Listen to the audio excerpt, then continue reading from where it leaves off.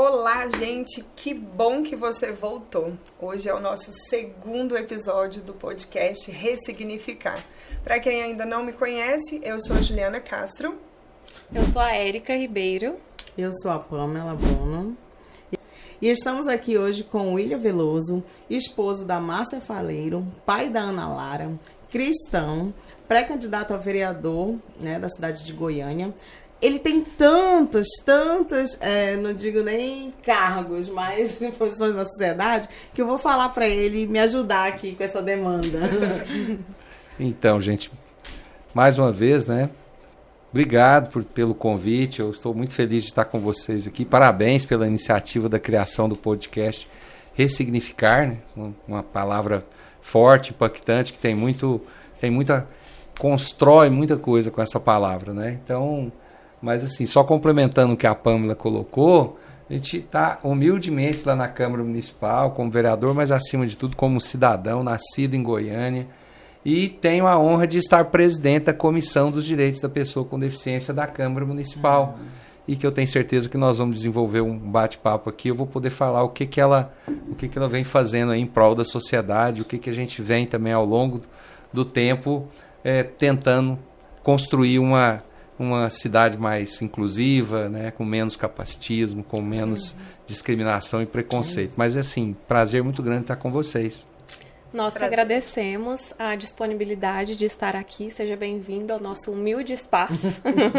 Nós temos certeza que essa presença hoje vai ser extremamente significativa e representativa para todos os objetivos que nós desejamos alcançar aqui. Então, obrigada mais uma vez. E vamos lá, bora que a gente tem assunto demais para falar, né?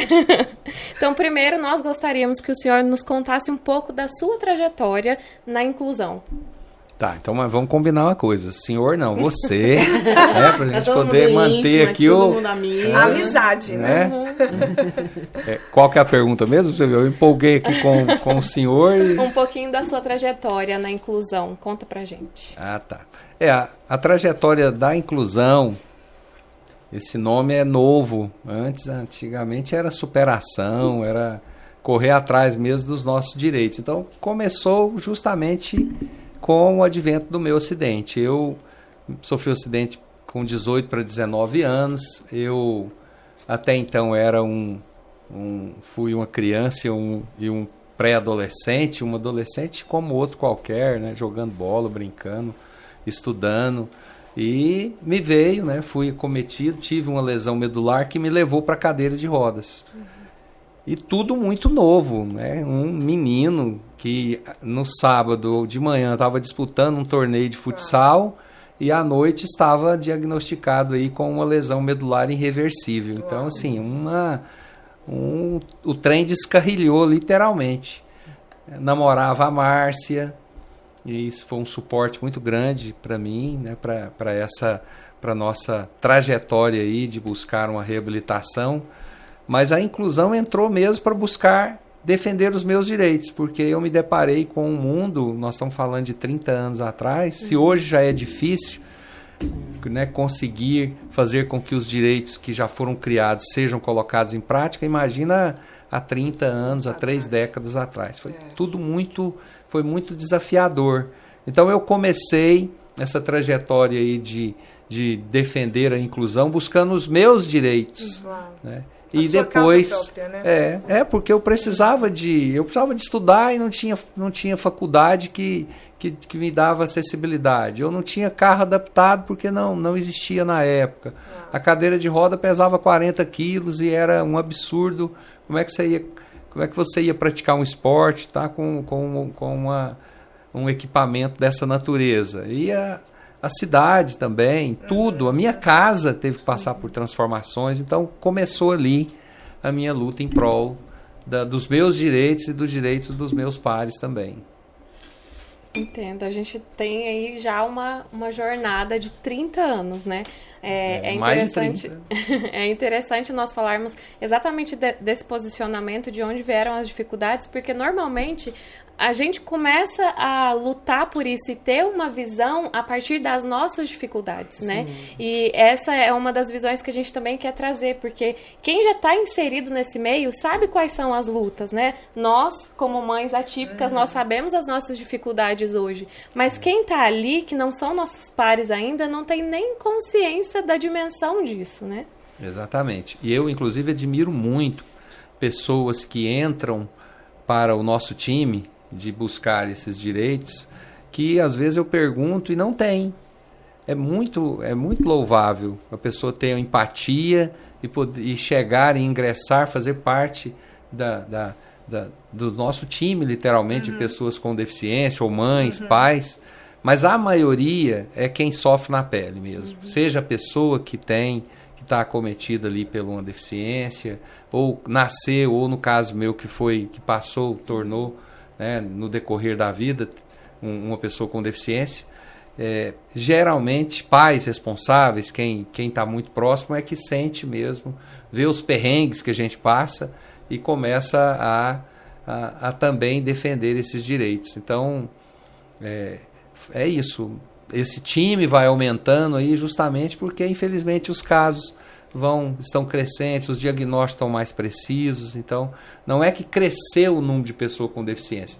Cresceu porque a população vai crescendo e as intercorrências aumentam. Mas, principalmente, os diagnósticos, né? A sociedade hoje, ela busca soluções mais rápidas de acordo com as especificidades das deficiências, bem mais do que na época que eu sofri o meu acidente. Né? E logo hoje está tendo muito, né, diagnósticos tardios, justamente porque, como você falou, antigamente não tinha essa precisão, não tinha todo esse conhecimento. Não tinha um conhecimento, né? E aí hoje, é o que mais falam, né? Justamente nas redes sociais você vê muito falarem, agora é moda ser autista, todo mundo é autista, uma porcentagem muito grande da população é autista, ou outra é atipicidade, mas na verdade é porque os diagnósticos estão sendo tardios, porque antigamente não era falado, né? E também não tinha tanta significância com profissionais, com metodologias, né? Como hoje, graças a Deus, tem rompido isso, né? Até uma lesão medular, no meu caso, por mais que, né, já tivesse neurologistas, pessoas especialistas, tinha muita gente que alimentava uma falsa esperança de que ia voltar. Os movimentos, e que infelizmente ainda a medicina nos dias atuais ainda não conseguiu, e já chegou a uma conclusão que não é esse o caminho, de tentar emendar a medula ali, aqueles microfilamentos ali, sim colocar uma forma de criar um atalho para novos estímulos, né? E isso vem crescendo. Eu até andei outro dia num exoesqueleto, né? Uma sensação maravilhosa de poder voltar. Pude medir, né? 1,83 m, 89 quilos. Pensei que eu tinha ficado mais baixinho. É a mesma estatura de quando eu me acidentei. Então, eu não perdi a altura ainda. Isso é preservado. Então, mas é justamente isso. Nós temos hoje o diagnóstico precoce, mas também nós temos o diagnóstico tardio daquelas pessoas que não tiveram o diagnóstico na época certa. Então, é esse encontro aí Daqui uns tempos não, vai ser só o diagnóstico precoce, porque os outros já vão estar em tese diagnosticados, né? Sim. Mas é uma evolução que eu às vezes assusto. Eu estou sentado numa cadeira de rodas aqui agora, a minha primeira cadeira de rodas tinha 40 quilos. E eu estou sentado numa cadeira de 2,1 kg. Uau. Então, assim, é a tecnologia. Infelizmente, não é para todos. Sim. A gente precisa também trabalhar isso, e é uma das vertentes do meu trabalho, é justamente essa, de tentar fazer com que os governos ajudem com mais intensidade e com aparelhos melhores, não aquilo que é ofertado hoje, né, que são cadeiras de rodas, órteses, próteses de que não é com boa qualidade por causa de preço, para a gente conseguir chegar e dar mais dignidade para aquela pessoa que tem deficiência, né? Certo. E falando sobre reabilitação, sobre as cadeiras, inclusive, quais foram os desafios enfrentados nesse processo de reabilitação? Os desafios foram muito grandes. Primeiro que eu esperei 4 meses a minha cadeira de rodas chegar. Eu fiquei diagnosticado com a paraplegia e não podia andar, locomover, né, a não ser carregado para tomar um sol, alguma coisa, reabilitando, sem a cadeira de rodas, né, que a cadeira de rodas não chegou. Chegou pesando 40 quilos. A minha casa teve que passar por transformações. E saindo do quintal de casa para a rua, aí é que a coisa mesmo, né? Se hoje nós temos ainda déficit aí de rampas, de elevadores, do piso tátil para o cego, do intérprete Libras, que é uma ferramenta para o surdo, não tinha praticamente nada. É um desafio sequer percorrer uma quadra de forma independente e autônoma. Então, mas esse é um desafio que vem persistindo, vem melhorando. Sim. As cidades vão se preocupando, os desenhos universais, as novas construções. Mas agora mesmo eu estava em um concelho aqui de Goiânia, que é um prédio antigo, que eu não consigo chegar no palco. E não tem como colocar um elevador, não tem como fazer nada, a não ser que se reforme o prédio todo. Então nós ainda nos deparamos com... Mas melhorou muito. Nós ainda deparamos com locais onde não nos oferece condições, mas melhorou bastante. A gente não pode negar isso. Eu sou um otimista de carteirinha mesmo, que as coisas tendem a melhorar justamente por causa disso aqui que está acontecendo agora. Onde que há 30 anos atrás sequer discutia sobre a pessoa com deficiência, sobre inclusão, né? Hoje não, hoje já tem espaço para isso. E a minha esposa, né, a Márcia Faleiro, ela é historiadora, então muitas vezes eu chego em casa chateado, falo, a gente dá 2 passos para frente, um para frente, 2 para trás, as coisas, entra um governo que desconstrói o que a gente custou. Ela fala, William, são 524 anos de erro.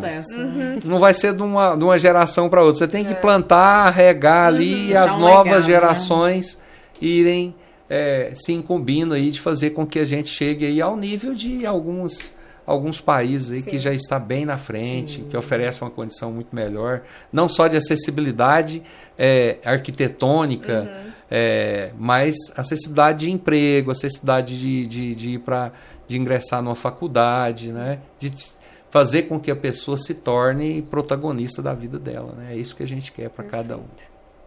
Qual é o fator predominante que fez defender os direitos da pessoa com deficiência? Eu acho até que a gente até já tocou nesse assunto. Eu cheguei num momento da minha vida que eu falei, olha, eu tenho conseguido algumas coisas para mim. E as pessoas que não têm...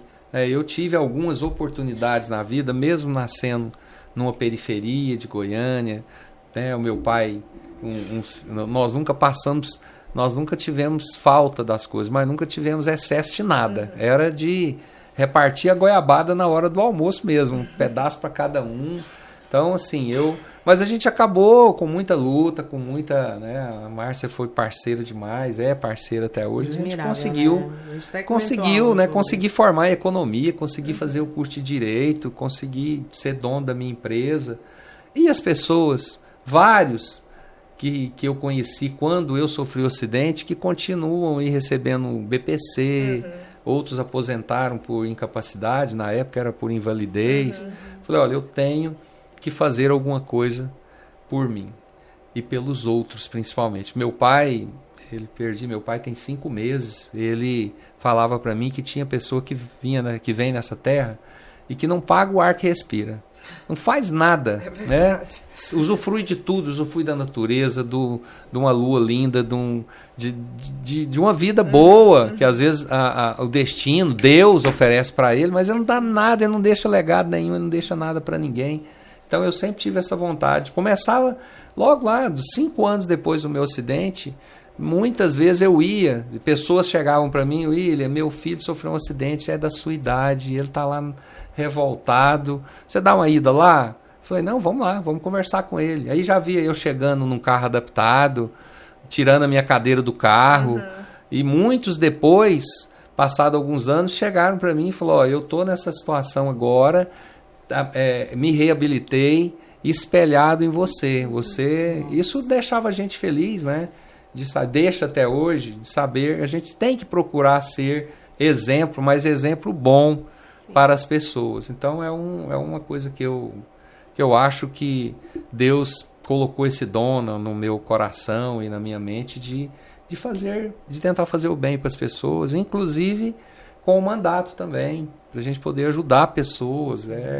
Seria muita vaidade da minha parte, muito egoísmo da minha parte usar de um mandato em benefício próprio. Eu tenho muito mais, muito mais do que Deus me deu muito mais do que eu pensava, mesmo com todas essas adversidades. Então a gente tem que procurar ajudar as pessoas. É interessantíssimo a gente ter referências assim para conseguir transformar o olhar, né? Realmente ressignificar e deixar de olhar ali para a limitação e olhar para quais são as outras possibilidades, né?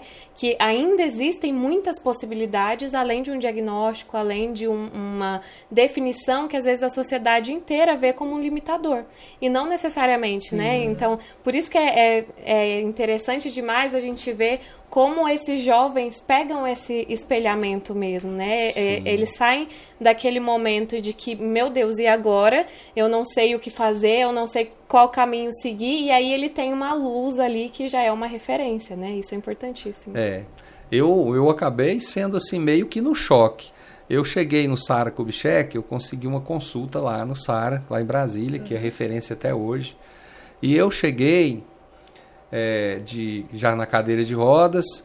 Eu lembro que eu estava com uma calça de malha, uma camisa. Eu era goleiro de futsal, então eu tinha aquelas camisas de manga comprida, estava com uma.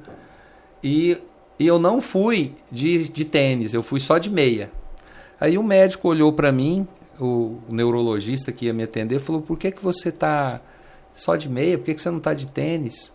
Aí eu caí na bobeira, né? Falei: não, quando eu voltar a andar, eu coloco o tênis. Aí ele olhou para mim assim e falou: e se eu te disser que você não vai voltar a andar mais? Foi assim Nossa. Mas hoje, aquilo lá, eu lembro daquilo lá e foi o choque que eu precisava. Ele falou: você vai aprender, você vai ter autonomia para colocar seu tênis, para se vestir, para passar da cadeira, para passar para o carro. E ele acabou chamando chamou dois cadeirantes lá, uma médica e um médico, casados, e um deles era tetraplégico. Ele falou: aqui, ó, médicos aqui no Sara foram à luta, formaram, e aquilo ali que me deu que aquele... E eu tento fazer isso, né? Eu não tenho coragem de fazer assim com medo também de assustar, mas eu falo: gente, ó, as oportunidades virão, isso não é o fim do mundo. Exato. Vai passar por um processo, o corpo vai se conhecer novamente, você vai ter novos sinais, porque o organismo, o ser humano, ele tem a capacidade de se reinventar, de se redescobrir. Então, eu falei, porque a pessoa é normal, a pessoa acha que acabou, né? Se é muito jovem tem isso, se é idoso acha que está na hora já não compensa mais. Então, o papel da gente é de formiguinha ali, tentar mostrar para as pessoas que existe luz depois de tudo isso que acontece, né? E é justamente desmistificar, né? O diagnóstico, o processo, né? Sim. As pessoas tendem, né? A gente falou isso no nosso primeiro episódio, a sociedade é uma sociedade ainda muito fechada, numa caixinha muito preconceituosa, então tudo que incorre, que é diferente daquilo que ela acha que é o certo, já é uma aberração, já é diferente, né? Eu falo por mim.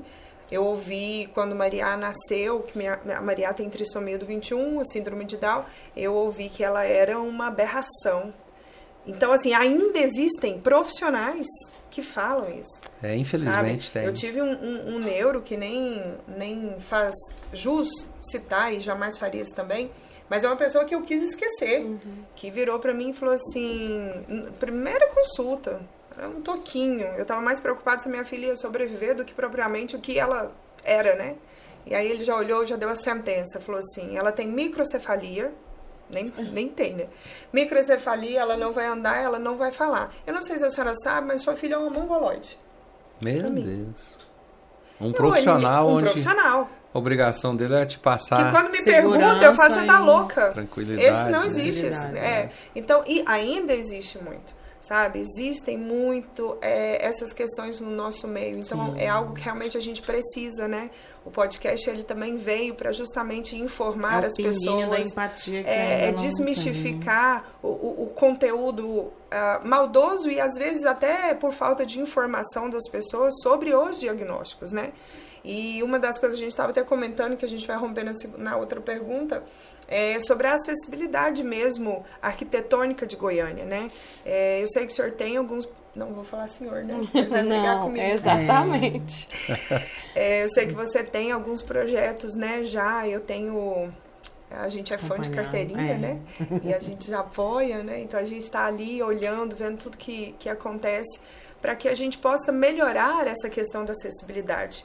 Eu costumo dizer nos treinamentos que a acessibilidade ela é importante, arquitetônica. A gente precisa ter rampa, a gente precisa ter piso, a gente precisa ter uma série de coisas. O que move meu coração hoje dentro do que eu estabeleci, o que a gente faz, é a atitudinal, que é o que eu chamo de acessibilidade atitudinal, por conta do Romeu Sasaki, que é o que ele defende tudo isso, e é o que me encanta, porque a gente está aqui hoje, a gente está propondo e fazendo porque a gente teve uma atitude, porque a gente teve uma mudança de olhar, porque a gente teve uma dor, que a gente quis ir lá e falar, peraí, eu passei por isso, mas eu posso ajudar você a passar. E hoje eu olho para a Érica e falo, olha, eu estendi as mãos para minha colega, eu acolhi no momento dela de dor, que ela não sabia para onde ir, o que fazer, fora, né, do contexto dela, e hoje a gente idealizadora do projeto, né, que a gente juntas falou assim, não, a gente tem força na voz, a gente vai fazer diferença, né, mas a gente se depara ainda com isso, a gente anda e caminha pela rua e aí uma olha pra cara da outra e fala, peraí, como é que uma pessoa passaria aqui? Entende? E me conta, fala pra mim que a gente tem notícias boas vindo por aí, que o governo está com os olhos voltados para melhorar essa acessibilidade arquitetônica da nossa cidade, né? Porque é muito ruim, é desesperador quando a gente vê uma pessoa com mobilidade reduzida querendo passar e ela não pode ir. Olha, cobrar, a gente cobra muito. Tem a acessibilidade arquitetônica e tem a urbanística, né? A arquitetônica são os prédios, principalmente os prédios públicos, que é lei, que ele tem que ter acessibilidade, tem que ter as adaptações necessárias naqueles que não é de desenho universal, e a urbanística, que é as ruas avenidas, calçadas, né? E a gente tem melhorado graças a essa representatividade aqui no caso de Goiânia. Nós chegamos a quase 2.000 rampas feitas em Goiânia, rampas e corte de ilha. Olha, é uma coisa simples, mas que muda a rotina de uma pessoa. Você coloca uma rampa de um lado da calçada, uma rampa do outro, na outra calçada. Mas se você não corta a ilha no meio ali, de 1,5 metro para a pessoa passar com a cadeira, ela chega ali, o meio-fio é 15 centímetros e não tem como ultrapassar. E é o carrinho de neném, o idoso, o cego, né? Então, essas pequenas intervenções, elas modificam a acessibilidade na cidade. 1.800 intervenções em Goiânia, quase 2.000, é pouco, você quase não vai ver. Mas essas 2.000 pode passar a ser 6, ela pode passar a ser 8, aí você já começa a ver muito mais acertos do que erro. E a calçada, Goiânia tem uma particularidade, a lei de calçadas de Goiânia, que eu quero inclusive provocar uma discussão disso no ano que vem, se Deus abençoado a gente continuar lá como vereador, porque a calçada de Goiânia ela é um bem público, mas ela é de responsabilidade do proprietário.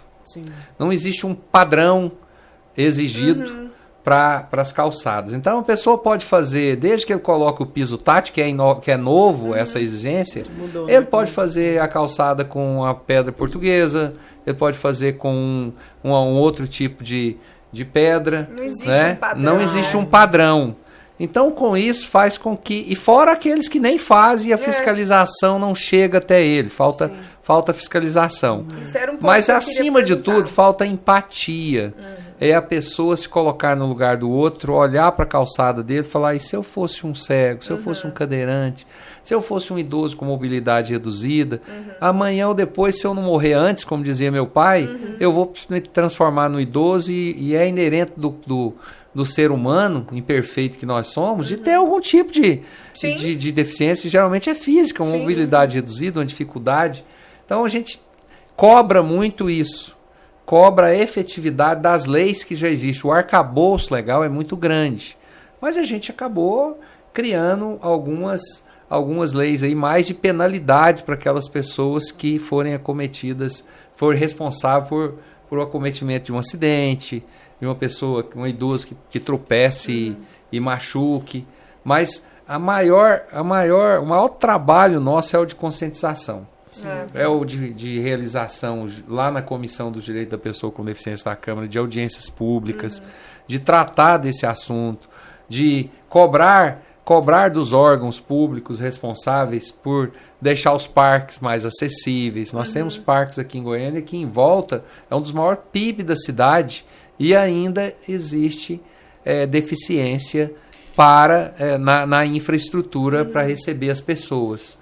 É um caminho longo e que a gente tem que ir com paciência. O fato é que hoje, Juliana, Juliana, eu não consigo percorrer uma quadra inteira em Goiânia, não tem nenhuma quadra de Goiânia que eu percorra de forma autônoma e independente. Ou seja, eu preciso de alguém, uma hora ou outra eu vou precisar de alguém. E a gente, eu tive sempre vai ter uma barreira. E eu tive o privilégio de conhecer algumas cidades aí de outros países, inclusive países da América do Sul, tidos como menores do que o nosso em termos de PIB, em termos de economia. Sim. E que não tem as imperfeições que tem aqui. Uau. Então é uma questão, é os locais que eu mais ando de cadeira de rodas, sem carro, cadeira de roda mesmo, tocando a minha cadeira, não é aqui onde eu moro, onde eu nasci, porque aqui eu não consigo. Aqui eu tenho que estar sempre parando no meu carro, num lugar mais próximo, para eu poder descer, porque eu não posso percorrer uma distância maior, porque eu não consigo sozinho. Mesmo, e eu nem fazia ideia que eu iria entrar no Ministério da Inclusão, defender, lutar e tudo.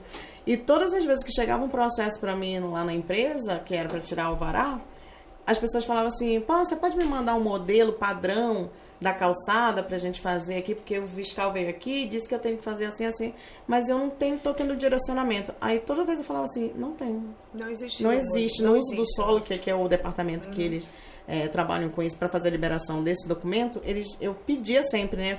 Toda vez tem atualizações, né? Que tem reuniões sempre no final do ano, a gente vai e faz as atualizações que eles cobram e vê valores que também atualizam. E aí eu era uma das pessoas que sempre levantava a mão e dizia assim, gente, eu preciso de um padrão, porque a prefeitura fala que tem que ser um padrão, só que a ambiental também vai lá ver e fala que é um outro padrão.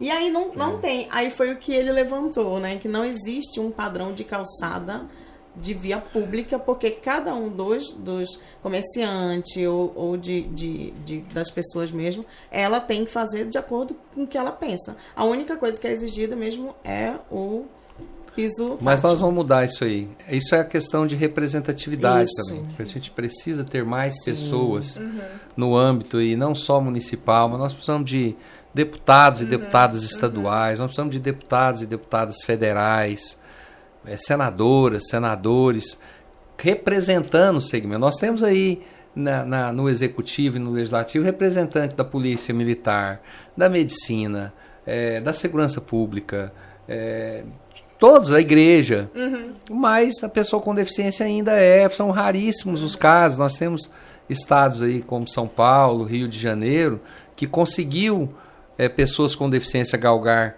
cargos maiores, cargos com poder maior de decisão, que demonstrou a capacidade da cidade se melhorar, porque tem poder de cobrança. Eu faço isso em Goiânia, fiz isso na Câmara. A Câmara Municipal hoje ela tem uma acessibilidade bem próximo do necessário, graças à minha ida para lá, que eu fiz porque o mandato tem força. E se você exercita ele para o lado do bem, então eu fiz questão de fazer com que a casa que me recebe outras pessoas com deficiência também, tivessem as acessibilidades devidas. Ainda tem algumas coisas, mas já melhorou muito, muito mesmo. É igual o gabinete nosso, né? O gabinete que eu coloquei pessoas com deficiência, não pela deficiência, o currículo em primeiro lugar é a pessoa, por isso o termo pessoa com deficiência, primeira pessoa, depois aquilo que ela passou a ter ou nasceu com deficiência, justamente para mostrar para a sociedade que deficiência não define, deficiência não pode ser sinônimo de incapacidade. Todos têm que ter as oportunidades para desenvolver seus talentos, né? Seja na área empresarial, seja na área musical, seja no esporte. A deficiência não pode ser fator impeditivo. E a sociedade não pode taxar e não pode olhar, né? Não pode olhar com capacitismo, que é o quê? Olhar a deficiência para depois olhar a pessoa. É aquele pouquinho que a gente faz para mostrar para a sociedade que é possível a gente mudar uma realidade, né? Isso.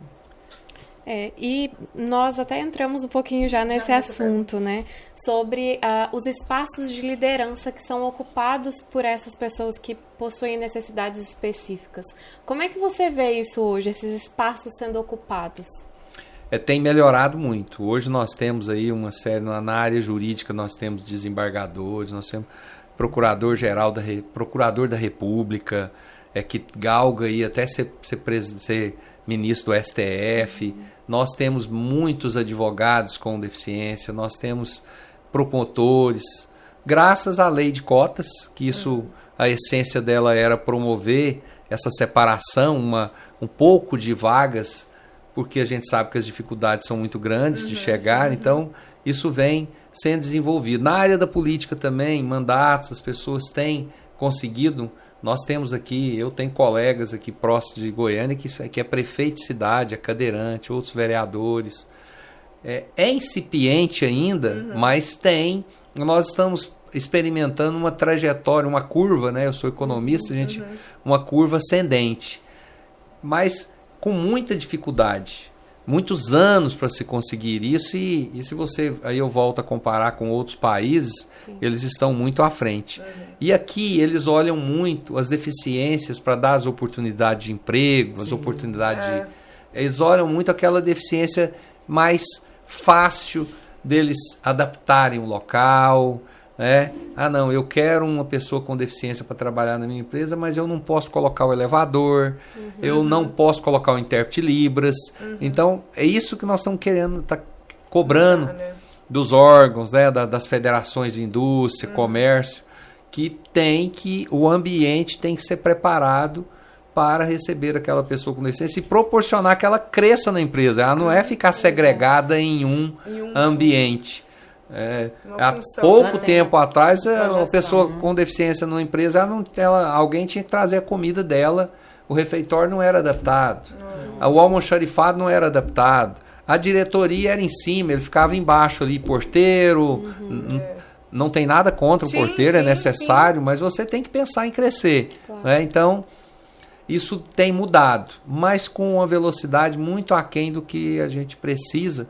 E acaba frustrando algumas pessoas com deficiência que chega, forma, com muita dificuldade, mas estuda, consegue um ônibus, vai lá, vai para a faculdade, e aí se prepara, e quando chega no mercado de trabalho se depara com a falta de oportunidades. Então isso que a gente está quebrando isso aí não consegue fazer um plano de carreira. Exatamente. Porque, são muito limitadas ainda as oportunidades de cargo de chefia. Hoje ainda tem, assim, muitos que chegaram aí eu sou empresário e tal, porque ele montou a empresa dele. Eu fiz o curso de Direito por falta de espaço para mim no mercado de trabalho como economista. Fiz economia, fiz uma especialização muito boa, que até hoje é referência, mas eu só consegui uma autonomia financeira, dar conta de criar minha família com mais dignidade com o direito, porque aí eu passei a ser um profissional liberal, que aí eu tenho um escritório, o cliente vai lá, eu vou no cliente, mas não tem essa necessidade dessas adaptações para ele me absorver. Então, mas tem que melhorar muito ainda. Porque ainda existe, né? Existe o incentivo, né? Sim, fiscal. Para as empresas, para essa contratação. Mas é mínimo de cotas. E aí entra nisso, né? A gente vê drogarias com pessoas com deficiência, entra naquela questão também. Um grau, né? Digamos assim, que eles botam grau em tudo. leve para essa pessoa. Só que ela fica ali sempre. Se ela é uma empacotadora ou um caixa, eu já percebi muito sobre isso. A empresa, ela não tem essa mudança de olhar. Ele não olha para aquela pessoa e fala, nossa, ela pode melhorar. Ela Juliana, e a Lei Brasileira de Inclusão, ela é muito clara nesse ponto. É linda. Ela tem que proporcionar meios da pessoa crescer na empresa. Através de capacitação, através de uma interação entre as funções. Mas hoje o mercado quer todo mundo pronto, né? Ele quer o profissional ali prontinho, com as especializações, tudo certinho, e de preferência sem nenhuma deficiência. Né? Isso, e aí os cargos, as funções que são disponibilizadas para essas pessoas, normalmente são aquelas que não vão impactar na produtividade. Sim, né? sim. Caso haja algum problema, a gente tem a pessoa que... Por conta da por lei, conta por conta da cota. Exato, mas eu não posso deixar impactar na minha produtividade. Ou para ser uma empresa politicamente correta, né? Porque agora é moda. Ainda a gente tem uma outra vertente, né? É moda ser inclusiva, é moda receber pessoas. Você e bota no um fundo, selinho lá na empresa e tá tudo certo. No fundo, a gente percebe que não é por aí, né? Que a gente tem tantos jovens... O direito ainda não é para Mas assim, só para complementar, né? A representatividade, ela é poderosa. Nós temos que ter pessoas nos locais, né, diversos, representando, no caso, nós estamos falando aqui de pessoa com deficiência, representando, é o nada sobre nós sem nós. Sim, aonde tiver discussão acerca da pessoa com deficiência, que a pessoa com deficiência esteja lá participando.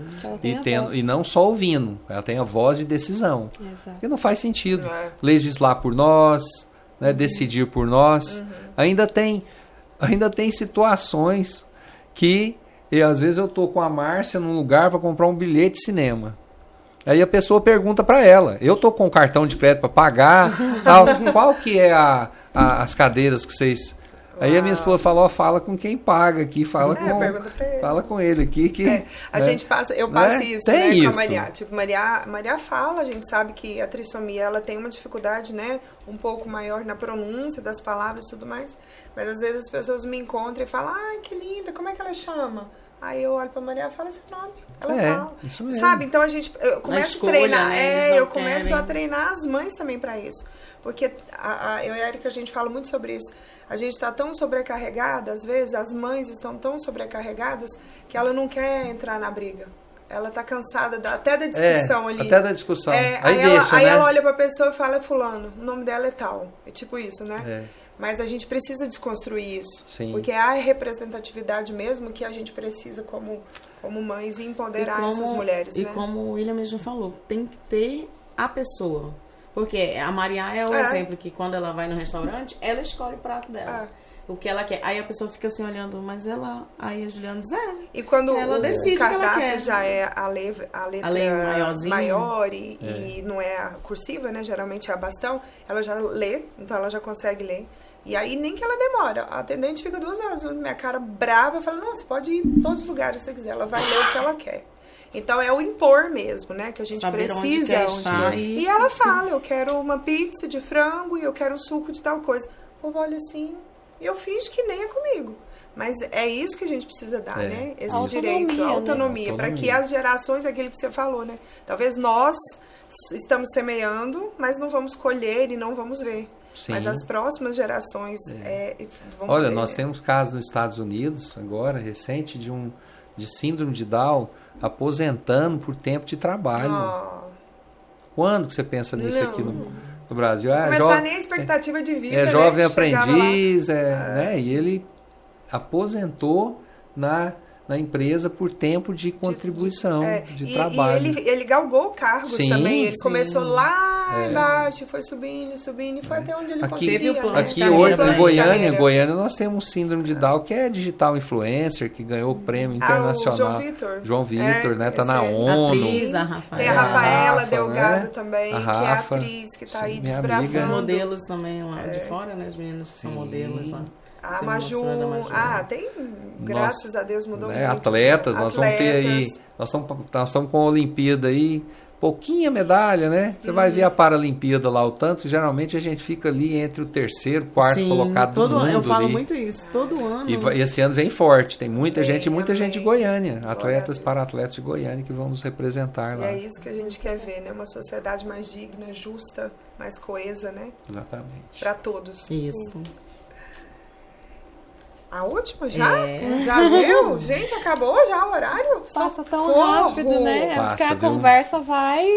Vai embora. William, a gente tem... Se a gente fosse discorrer, acho que a gente teria que gravar acho que uns 5 episódios com você, viu? Porque tem tanta coisa que a gente quer perguntar, tanta coisa que a gente quer saber. Eu mesmo tô aqui falando, mas eu tô com tanta coisa na cabeça. E Não, tu vai mas voltar. toda vez, viu? só chamar, só convocar que eu venho. Quero muito que você volte, porque você é um exemplo pra gente, principalmente para nós como mães, né, de representatividade ali. É uma pessoa que a gente se orgulha. Eu não tinha tido o privilégio de conhecer a tua história, sabe? A gente sempre, eu te falo, por isso que eu te pedi para contar, porque a gente pensava assim, ele deve ter nascido, né, com alguma coisa e tal, e não. E foi ao contrário, porque entra muito o que eu falo, as pessoas acham que, é do nascimento. Não, a deficiência, ela não escolhe casa, credo, cor, situação financeira, não, ela aparece. Né? E a gente tem que ter ali esse bom ânimo para não olhar e decretar a morte. E eu sou muito feliz de ter você aqui, por saber que você foi um homem que decretou a vida, né? E através da sua vida, tantas outras vidas têm sido impactadas, tantas outras vidas têm sido direcionadas, né? Pela sua atitude de não ter parado, de não ter ficado diagnosticado ali, pegado o seu LOAS, seu BPC e pronto, acabou e não vou fazer mais nada, né? Sim. Mas você tem mostrado isso. E você sabe que eu fui aposentado? A empresa me aposentou, eu trabalhava no banco. 3 meses depois da minha lesão, eu fui aposentado compulsoriamente, sem ninguém falar nada comigo. Meu Deus! Aí você imagina uma pessoa com 19 anos aposentado com um salário mínimo, que eu não tinha contribuição média nenhuma. Para muita gente, um salário mínimo ajuda e resolve, mas para um começo de vida, aí eu cancelei e falei, não, eu não quero isso para mim, não. Eu tenho que trabalhar, eu quero casar, eu quero ter filho, eu quero levar uma vida aí, né, até para a vida passar, porque a gente sem casa, acordando de manhã, indo para a calçada, conversando com os aposentados e falando de política pro ao vento lá, né, falando de esporte, de coisa. Eu falei, não quero isso para mim, não. Então a gente fez isso mesmo. E eu tinha uma preocupação muito grande de não ficar preso só na deficiência minha, na física. Aí eu fiz questão de conviver, principalmente conviver e aprender teórica e na prática também as demandas das outras deficiências, que tem as especificidades, né? O nanismo, a doença rara, o autismo em todos os seus níveis, né? O cego, o surdo, o deficiente auditivo, que é diferente do surdo, o deficiente visual, que é diferente do cego, e aí por diante, as doenças raras que hoje, a cada dia que passa, surgem novas, para não ficar aquela questão limitadora também da forma de agir. Por isso as emendas nossas, parlamentares, para todas as entidades, são mais de 40 entidades que a gente vem ao longo do mandato passando as emendas para tentar beneficiar todos os segmentos. Porque todos têm necessidades, todos precisam, tem aqueles que precisam menos, mas tem outros que dependem totalmente da entidade. Se não tiver entidade, ele fica quieto em casa, a mãe não tem aonde levar, não tem condição nenhuma. Então, é essa luta que a gente está travando aí. E obrigado, né, pelas palavras. A gente está nessa luta aí para poder colaborar mesmo. Enquanto eu tiver saúde, disposição, graças a Deus, os meninos mesmo falam, William, que remédio que você toma, que vitamina que você toma, que você não cansa. Você é mais animado que a gente. Você passa para essa cadeira hoje, 6 e 6 horas da manhã. Esse aqui tá cansado. Eu já tava na letra. O Cleito falou, William, pelo amor, me dá a receita. Eu passei a receita pra ele.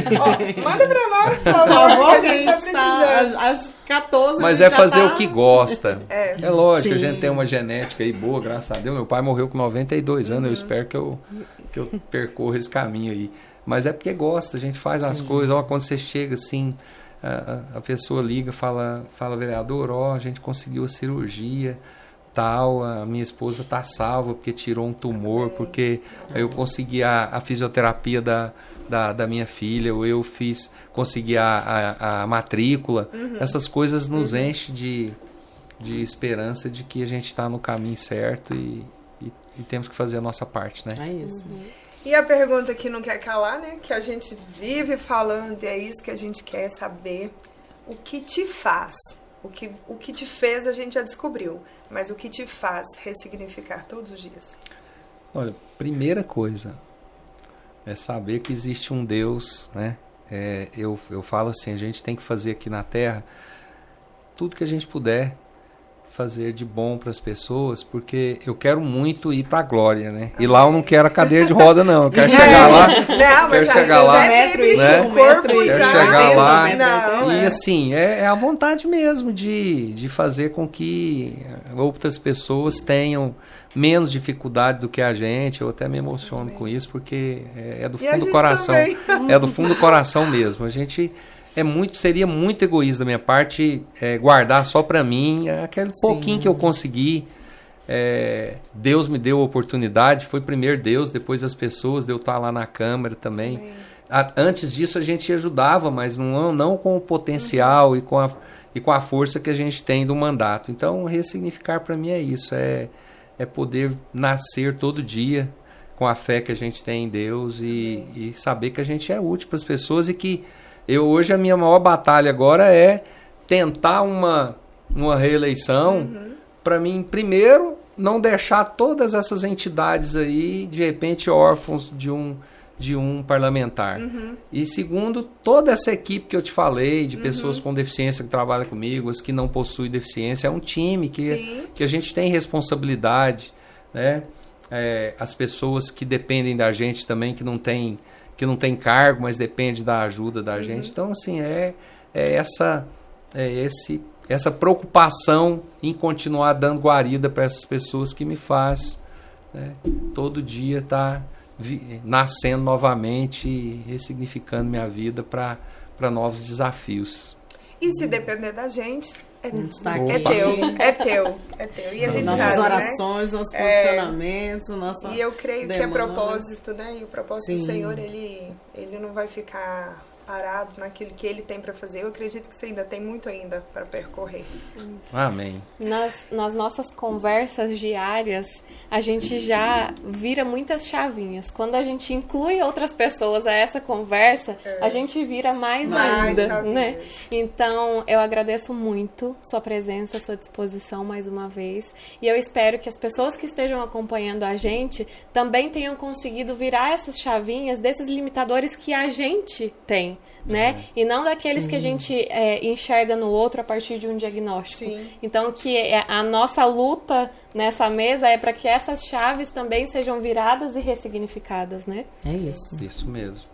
Obrigado. Muito feliz. Obrigado pelo convite. Tamo juntos. Tamo juntos. E me chame que eu volto. Vai dar Pode certo. deixar. Vai dar certo. Essa Obrigada. é a primeira de muitas.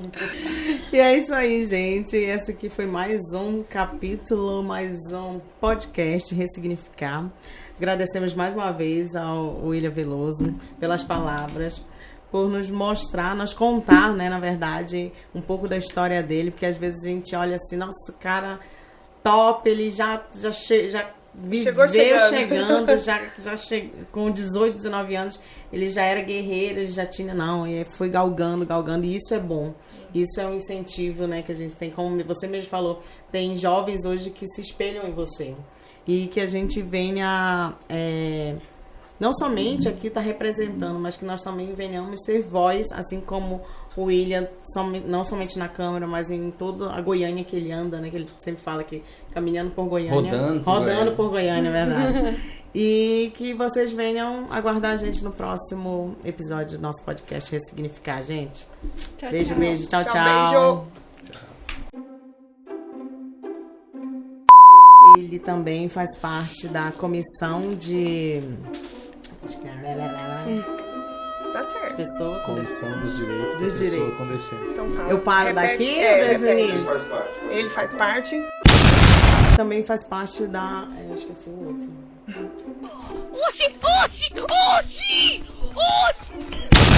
Esposo da Márcia Valeiro. Não, ficou bom. Valeiro. Ela trabalhou. É Idealizadora. Idealizadora. Por favor, me ajuda. Idealizadora.